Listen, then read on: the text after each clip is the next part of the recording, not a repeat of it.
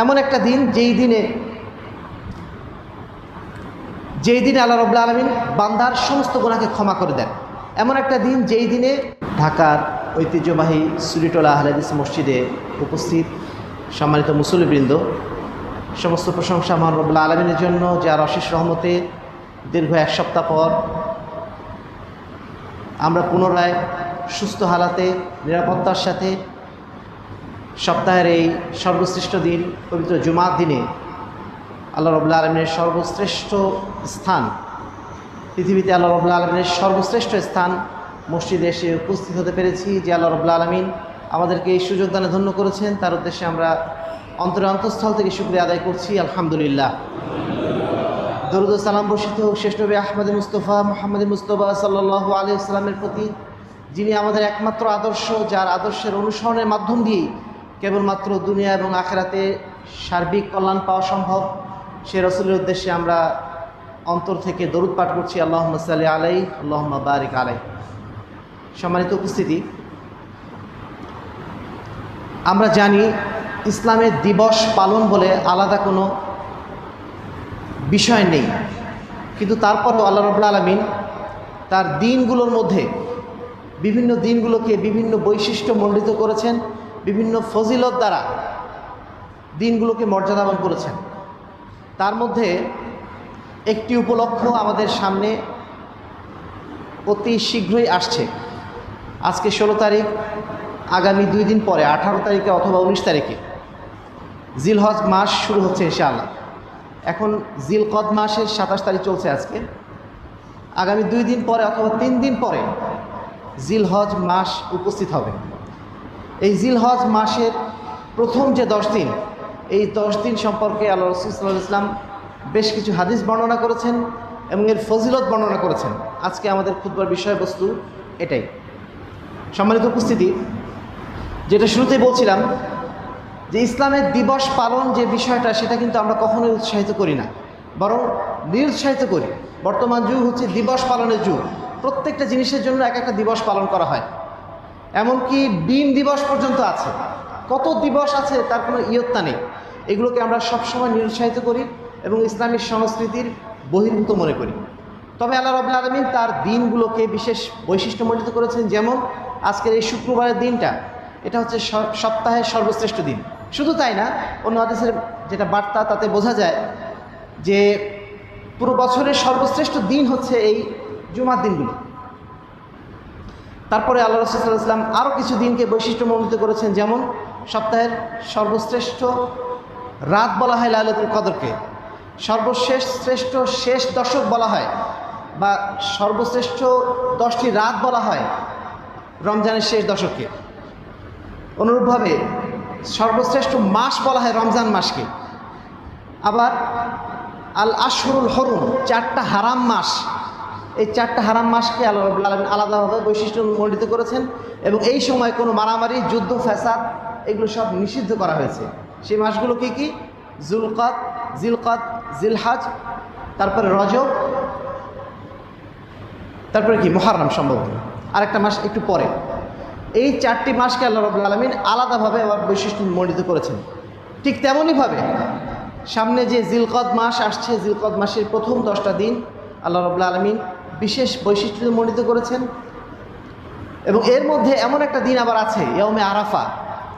এটাকে সর্বশ্রেষ্ঠ দিন বলা হয় বছরে। যদিও এটা নিয়েও ইখতিলাফ আছে। কেউ বলছেন না, কুরবানির ঈদ, অর্থাৎ কুরবানি ঈদের দিনটাকে ইয়ৌমুন নাহার যেটাকে বলা হয়, কুরবানি ঈদের দিনটা হচ্ছে সর্বশ্রেষ্ঠ দিন। কিছু ইখতিলাফ আছে। তো যাই হোক, যেটা বলতে চেয়েছিলাম, আল্লাহ রাব্বুল আলামিন এই দিনগুলোকে বৈশিষ্ট্যমণ্ডিত করেছেন।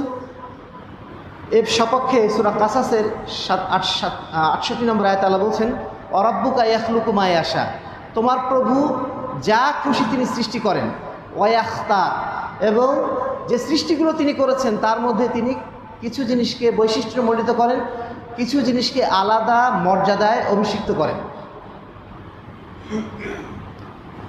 তো সেই রকম একটি দিন আসতে যাচ্ছে জিলকদ মাসের প্রথম 10টি দিন।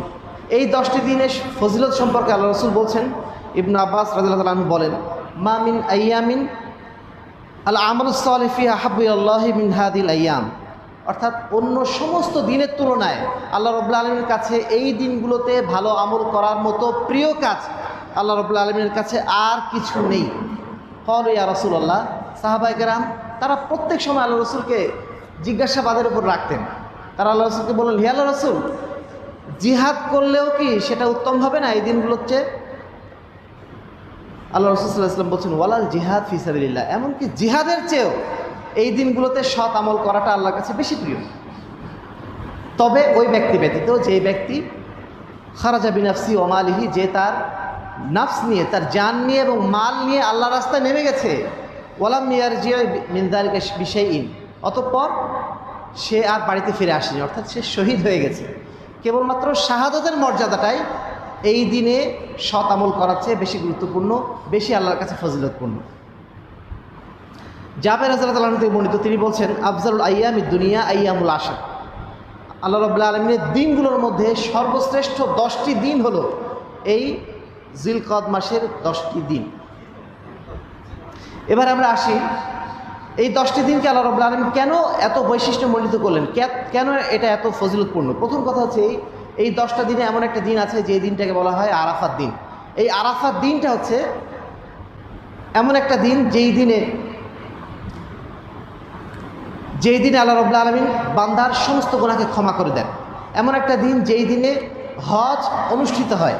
এমন একটা দিন যেই দিনে এমন একটা আয়াত নাজিল করা হয়েছিল, যেই আয়াত নাজিল করার পরে ইহুদিরা বলেছিল, যদি এই দিন মানে এই আয়াতটি আমাদের উপর নাজিল হতো তাহলে এই দিনটাকে আমরা ঈদ হিসেবে ঘোষণা করে দিতাম। সে আয়াতটা কি?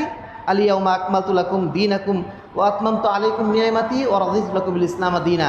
যে আয়াতের মাধ্যম দিয়ে ইসলামের পরিপূর্ণতা ঘোষণা করা হয়েছিল, সেই পরিপূর্ণতা ঘোষণা করা হয়েছিল ইয়াউমে আরাফাত দিন, আরাফাতের দিন।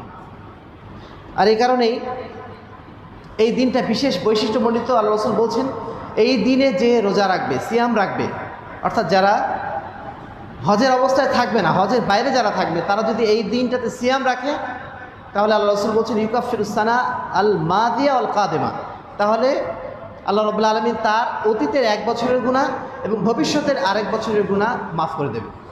সুবহানাল্লাহ।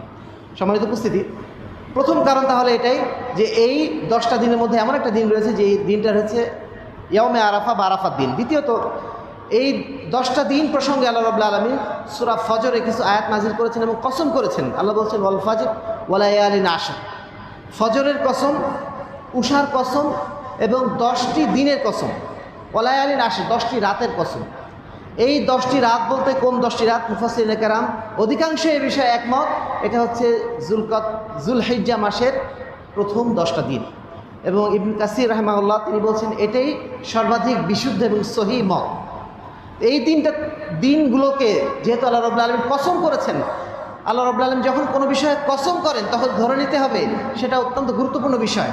যেহেতু এই 10টা দিনে তিনি কসম করেছেন, তার মানে এই 10টা দিন তার কাছে অত্যন্ত মর্যাদাপূর্ণ।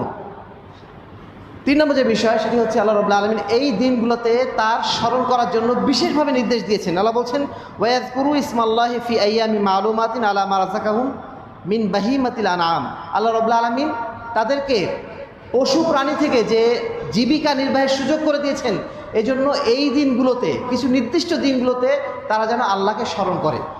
সূরা হজের 28 নম্বর আয়াত। ইবনে আব্বাস রাদিয়াল্লাহু আনহু, ইবনে ওমর রাদিয়াল্লাহু আনহু তারা বলছেন যে এই আইয়ামু মালুমাত অর্থাৎ কিছু নির্দিষ্ট দিন বলতে বোঝানো হয়েছে এই 10টা দিন।